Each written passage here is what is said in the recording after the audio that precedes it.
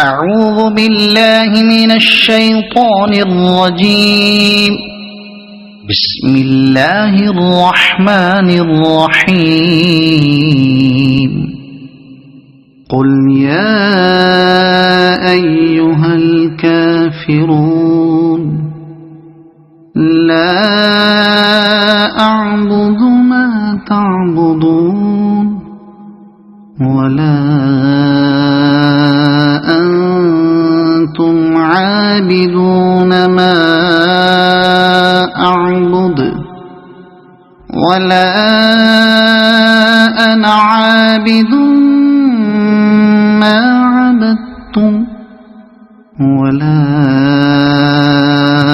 أنتم عابدون ما أعبد لكم دينكم ولي دين. صدق الله العظيم.